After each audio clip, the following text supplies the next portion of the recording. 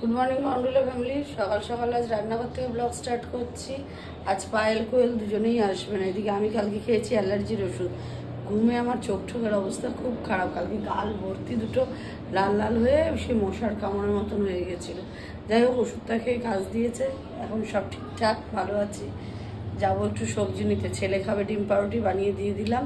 আর এখন চা বানাচ্ছি, আগে চা খাই। এখন ঘড়িতে বাজছে 11:30। রান্না স্টার্ট করবো, কিচ্ছু হয়নি, বাসন টাসন সব রয়েছে। আসবে না যখন আগের দিনটা একটু করে যেতে পারে। যাই হোক, জানতো কি জানতো না আমি কিচ্ছু বুঝতে পারছি না। এখন পুরো চাপ আমার ওপরে। দেখি বাবা আসুক, কি হয় না হয় জানি না।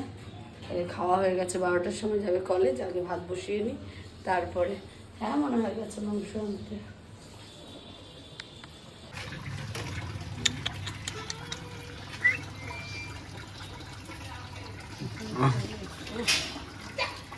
বলো।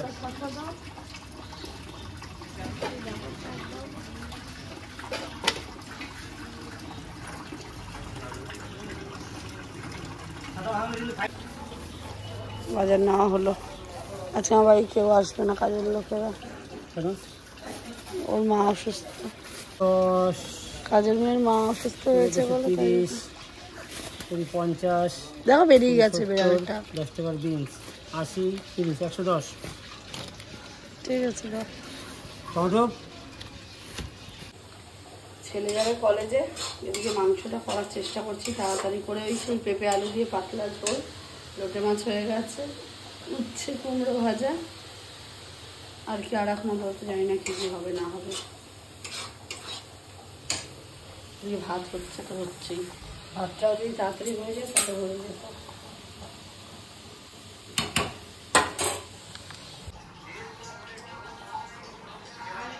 এক সমুদ্র মাংসের ঝোল আর ভাত খাচ্ছে।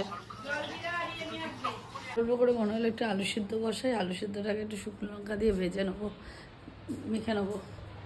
দেখি এখন আর 3টে বেজে গেছে আমাদের ঘড়িতে। দিয়ে করি, এখন বাবা গেছে স্নানে। বাজে এখন 3:45। এখন বসবো খেতে, স্নান টান করে। মা খাচ্ছে, এদিকে বাবা।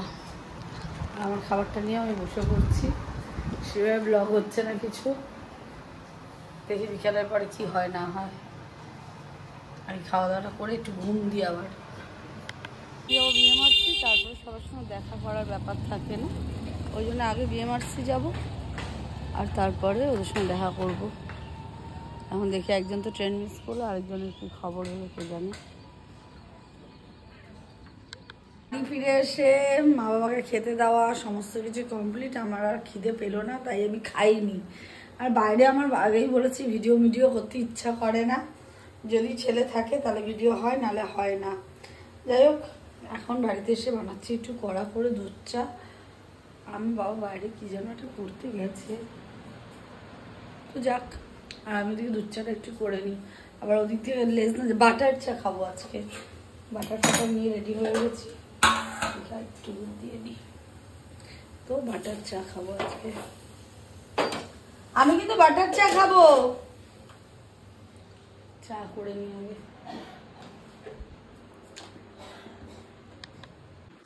কানা রাত্রে পেটে পাথর নিয়ে মালাই চা খাবো, বুঝেছো?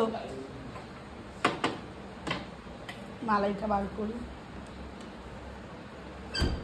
এখন চা খাবো। ও বাবা, একটু খাও।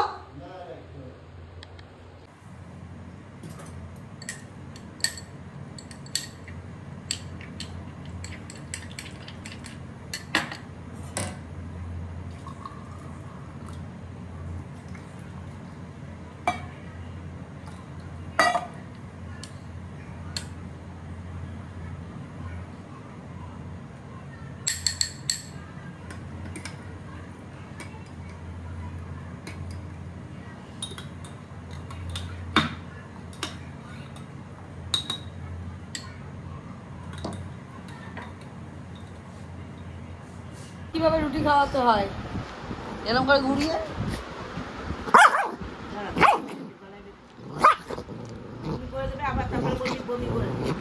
মার দেবো তাহলে বমি করলে।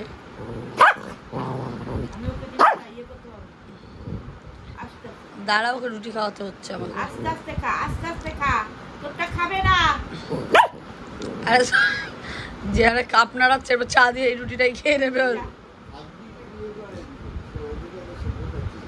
বাবা ফেসবুকটা বন্ধ করো, এই করে করে তুমি উল্টো পাল্টা দেখছো।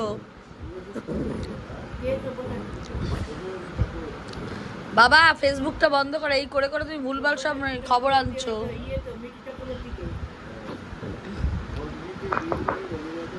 লুসি এদিকে এদিকে, মাংস ভাত, মাংস ভাত, মাংস ভাত, তার দেখিয়ে মাংস ভাত। লুসি বল মাংস ভাত, মাংস ভাত। একটা সময় আমার মনে পড়েছে বিরিয়ানি করার কথা, যে বলেছিলাম সানডেতে বিরিয়ানি হবে, কিন্তু সমস্যাটা হচ্ছে আমি কোথায় কি সব রেখেছি সব ভুলে গেছি। এবার মাংসটাও জলে ভেজালাম এখন, আর এখন মশলাটা খুঁজে বেড়াচ্ছি কোথায় যেন রেখেছি বিরিয়ানি মশলাটা। তো আগে পেঁয়াজ রসুনটা কাটবো, কেটে ম্যারিনেশন করে, এই দুধ ম্যারিনেট করে রেখে দেবো, তারপরে বাকিটা কালকে হবে। আর কাল যদি বিরিয়ানি না খাওয়ানো হয় একচোট আন্দোলন হয়ে যাবে আমার সাথে। অনেকদিন ধরে বলছি বিরিয়ানির কথা। দেখি আগে পেঁয়াজ ফেঁয়াজগুলো কাটি, আমি কিছুই খুঁজে পাচ্ছি না। মশলাটা কোন সাইডে রাখলাম জানি না, মশলা ছাড়া তো হবে না। এখন যদি আমি দোকানওয়ালাকে বলে গিয়ে যে আমাকে একটু বিরিয়ানি মশলাটা দাও, খাবো উদমা ঝাড়। কোথায় রাখলাম দেখি আগে খুঁজি।